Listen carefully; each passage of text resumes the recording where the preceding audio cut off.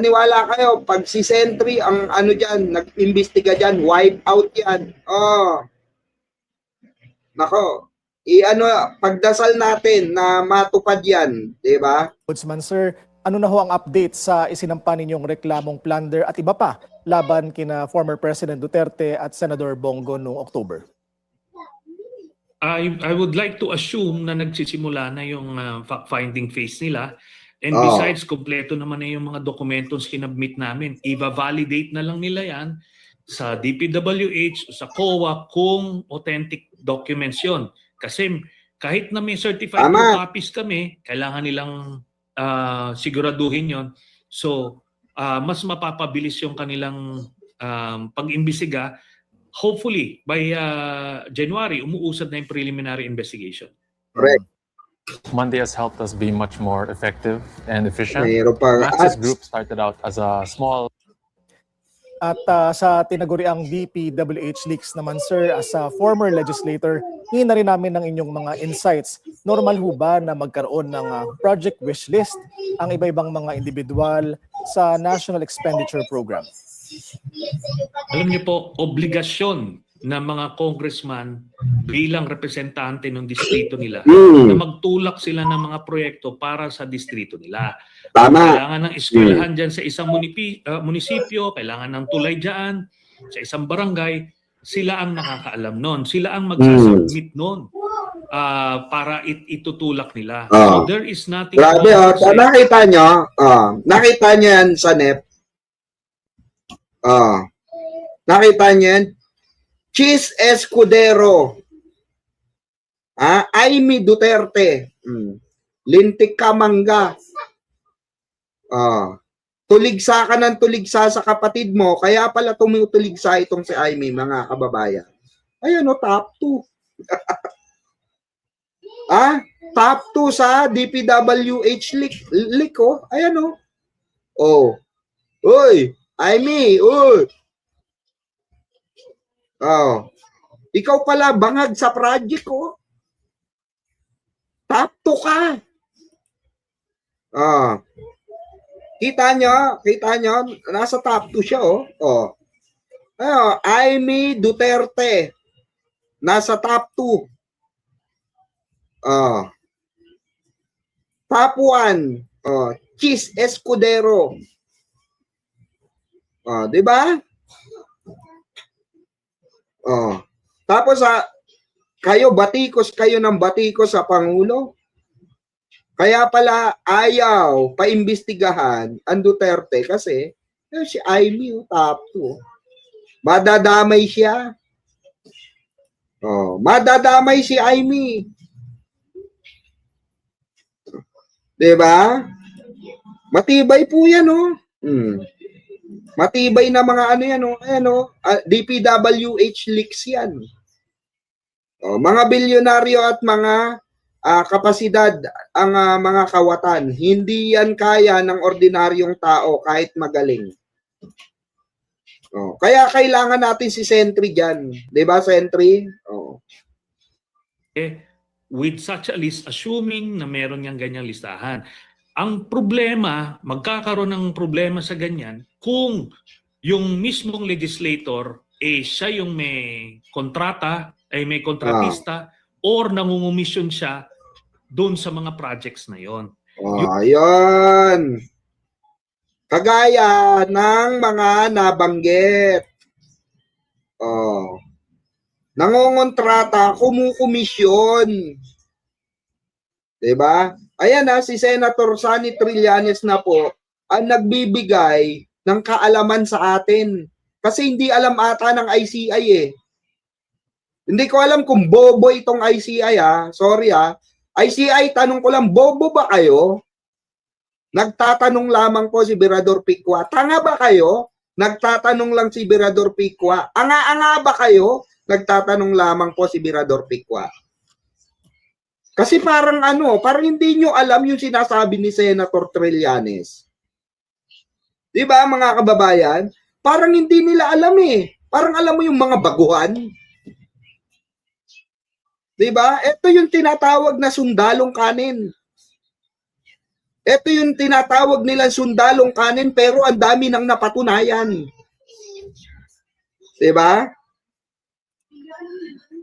Oh, sana ipasok na si Sentry sa ICI. Nako, magdilang anghel ka, JQ. Oo, magdilang anghel po kayo. Nako. Malamang sa malamang, magre-retiro yung mga yan. Doon lang naman yung mga problema dyan. Kasi anong nangyari, because of the lynch mob mentality created by this flood control scam, lahat ngayon ini-equate na ng mga tao na pagka may project itong si congressman dito sa isang barangay o isang munisipyo, gumawa na siya ng krimen. Hindi po, kasi yan ang kanyang trabaho. Kailangan niyang itulak yung mga kailangang proyekto ng kanyang distrito para ito ay matugunan yung pangangailangan ng kanyang konstituente. Yung mga sa national government, sa DPWH, hindi nila malalaman yan. Ang district engineers, hindi nila malalaman yan kung ano yung kailangan, ano yung priority ng isang probinsya at isang munisipyo. Kaso, yun na nga, because of itong nangyari mga corruption, na-trauma yung tao Kaya ini-equate nila na pagka may proyekto ka ay gumawa ka na ng krimen. Hindi naman po automatic yun. Ano ho, sir, ang dapat maging attitude ng taong bayan? Therefore, dito sa mga naglalabasang mga DPWH leaks at listahan ng mga project proponents? Ako sana, ito ang advice ko sa ating media. Itong dapat, nung nilalabas-labas yan ni Libiste sa media, dapat tinanong siya, ano ho ba ang krimen kung kasama dyan yung pangalan nyo? Siya mismo ang magsasabing hindi ito krimen. So then, therefore, what are we talking about? Diba? Mas magaling talaga to si Sentry tingnan mo, si Libiste, gumagawa ng issue. Pinapahiya ang nanay niya. Tapos makikita natin, kasama pala ng Duterte Black. Gago rin to si Libiste. Gago din yan. Yung bata na yan. Tingnan mo, bata pa lang, tanga na. Saka nakakita, magpapakita ka ng listahan, di ba? Wala namang krimen. Hindi nga magkaso yung gago Kaya pinapaliwanag ni Sentry. Anong kaso niya mga yan? Dapat bigyan ng kaso. Diba? Imbestigahan.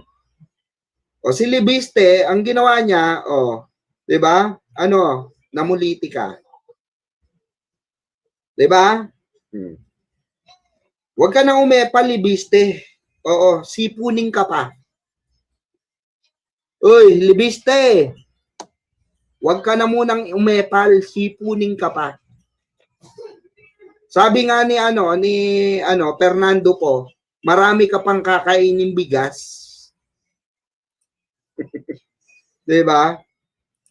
Din kay Senator Lacson, assuming meron siyang hawak din na list galing kay Cabral, tanungin niyo lang si Senator Lacson, ano po ba yung krimen ng mga taong nandiyan sa listahan?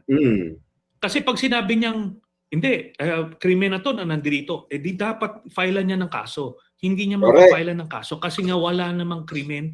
Yung listahan na yun is not an evidence of anything. Kumbaga, sir, kailangan pa ma-check kung ano ang kinahinatnan ng mga project na pinopost na yun. Correct. Yes. At kung ghost project yan, yung contractor ang sisingilin dyan, tapos kung yung contractor ay umamin na nagbigay siya dito sa congressman na yan o sa senador na yan, then yun, meron na silang krimen na ginawa. Ganun po yan. Pero yung listahan per se, alam nyo, ano yan advocacy nila yan dapat. Kung ikaw ay congressman at wala kang project, hindi mo ginagawa yung trabaho mo. Hindi mo ginagawa yung obligasyon mo at mandato. Maraming salamat po sa inyong oras, dating senador. Ayan malinaw. Buti pa ito si Senator Trillanes talaga, mataba utak Diba? Hindi ko maintindihan sa ICI, diba?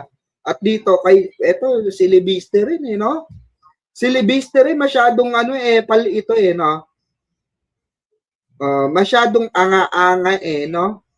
Naglabas na, ito, meron akong Cabral, list. Ngayon, ba't hindi mo kasuhan? Ba't hindi ka mag-file ng case regarding sa mga tao na yan? Useless yung sinasabi mo, Libiste. Kaya nga sabi ko sa iyo, Libiste, sipunin ka pa. Wag ka muna makisawsaw, sipunin ka pa, uhuging ka pa iyo. Our best president PBBM, nakikiusap ako, pakilagay mo si Sentry sa ICI. Sana mapanood ni Pangulong Bongbong Marcos makarating kay PBBM itong live ng Bengador para marinig po ng ating mahal na Pangulo kung sino ang gusto nating taong bayan ang nararapat para sa pwesto sa ICI kasi nakakasawa na diba? Sa kontraktor, sa mga engineer lang pala matatapang ito. Pero pagdating sa mga Duterte, tiklop ang mga bayag. Kumukulubot ang mga bayag, mga kababayan, mga yagbols. Diba? Kaya nabebenga natin Imagine niyo, sinusubuan na sila ng ebidensya, lulunukin na lang. Hindi nangangunguyain kasi nginuya na.